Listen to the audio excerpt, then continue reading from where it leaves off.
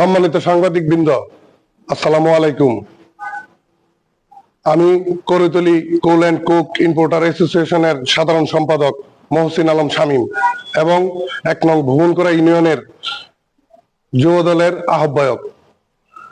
আপনারা জানেন ১২ ফেব্রুয়ারি ২০২৬ ত্রয়োদশ জাতীয় সংসদ নির্বাচনে হালুয়াঘাট ও দুবরা উপজেলা নিয়ে গঠিত ময়মনসিংহ ১ আসনে জনতার রায়ে স্বতন্ত্র প্রার্থী হিসেবে আলহাজ সালমান ওমর রুবেল বিপুল ভোটে জয়লাভ করেন। এরপর থেকেই পরাজিত প্রার্থী সৈয়দ ইমরান সালে প্রিন্স এর ইন্ধনে প্রত্যক্ষ মদদে ও তার নির্দেশে শান্তিপ্রিয় হালুয়াঘাট ও দুবরা উপজেলার জনপদে সাধারণ মানুষের উপর তার অনুসারী সন্ত্রাসী বাহিনী হিংসাত্মক কর্মকাণ্ড শুরু করেন।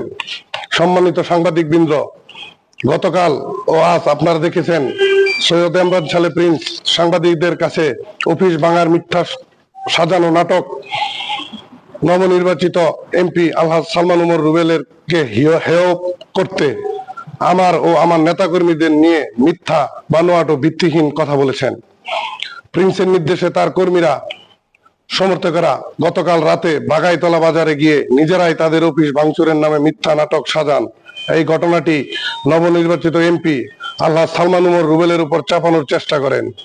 এখানে তারা চেয়ার টেবিল অক্ষত রেখে শুধুমাত্র বিএনপির চেয়ারম্যান তারেক রহমান ও সাবেক প্রধানমন্ত্রী মরহুমা খালেদা জিয়ার ছবি নিজেরাই মেঝেতে ফেলে রেখে মব সৃষ্টি করেন। শুধু তাই নয়, তারা বাগাইতলা বাজারে দেশীয় অস্ত্র নিয়ে মিছিল করে জনমনে আতঙ্ক তৈরি করে।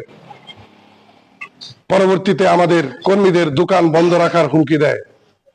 এরপর আপনারা ভিডিওতে দেখেছেন তাদের নেতা রমজান আলী জহির প্রকাশ্যে আমাকে হত্যার হুমকি দেয়। আমরা এই ঘটনার তীব্র প্রতিবাদ ও নিন্দা জানাই এবং যারা এমন ভাবে মব সৃষ্টি করছে তাদের শাস্তি দাবি করছি।